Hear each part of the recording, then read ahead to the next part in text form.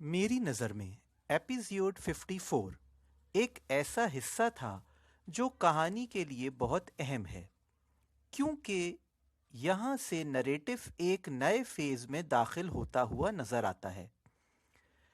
ये एपिसोड सिर्फ इवेंट्स को आगे बढ़ाने के लिए नहीं था, बल्कि करेक्टर्स की जहनी और जज्बाती स्टेट को समझने का एक मौका भी देता है। इसलिए अगर इस एपिसोड को सिर्फ रिएक्शंस के बजाय एनालिसिस के साथ देखें तो बहुत सी लेयर्स खुलकर सामने आती हैं।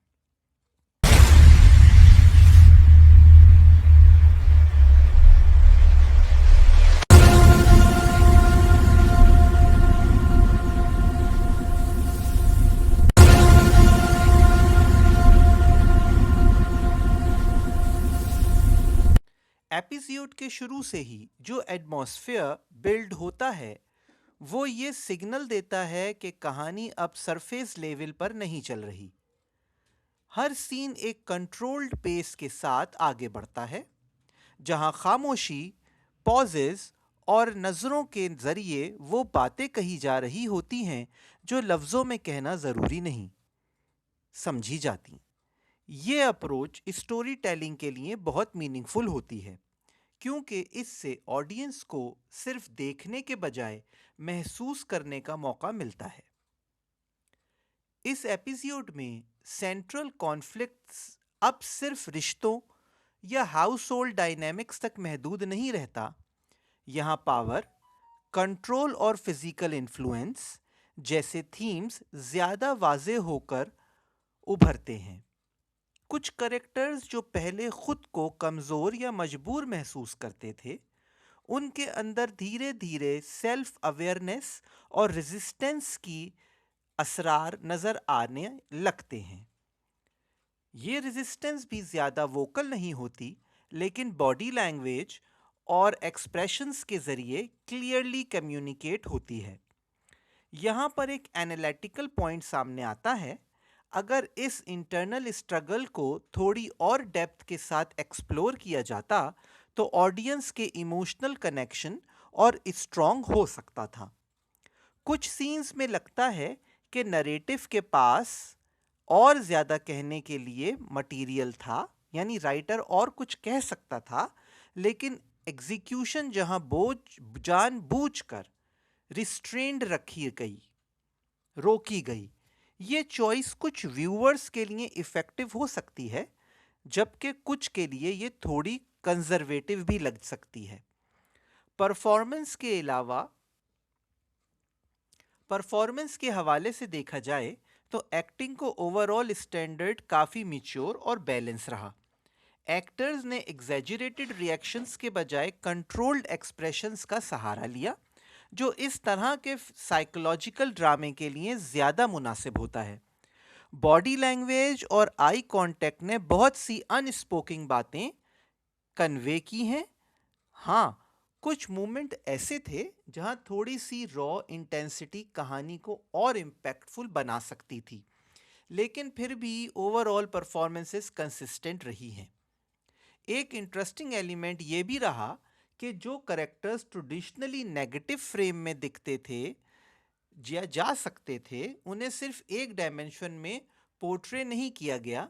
उनके एक्शंस पे पीछे इनसिक्योरिटी, फियर और सेल्फ प्रिजर्वेशन जैसे इमोशंस की झलक भी नज़र आती है।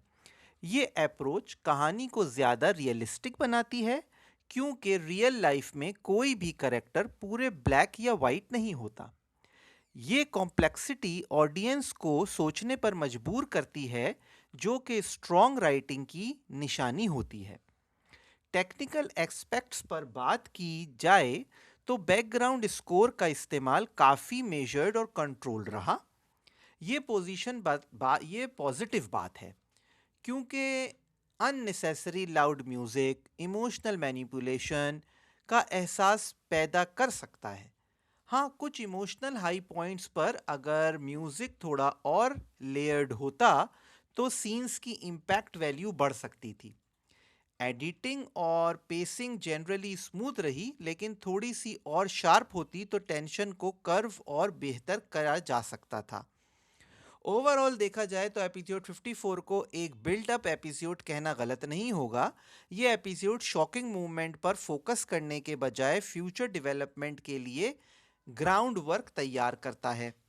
इस अप्रोच का फ़ायदा ये होता है कि कहानी ऑर्गेनिक लगती है, लेकिन इसके साथ एक रिस्क भी होता है। अगर आने वाली एपिसोड में इस बिल्डअप का स्ट्रॉन्ग पे ऑफ ना मिला तो स्लो पेसिंग कुछ व्यूअर्स के लिए डिसंगेजिंग हो सकती है।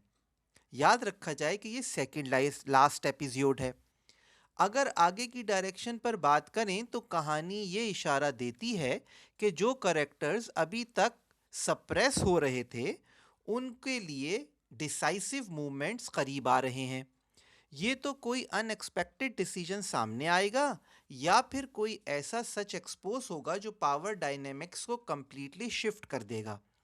ये भी मुमकिन है कि जो लोग खुद को सबसे ज़्यादा स्ट्रॉन्ग समझ रहे हैं, उनकी असली कमज़ोरी कहानी का सेंट्रल टर्निंग पॉइंट बन जाए।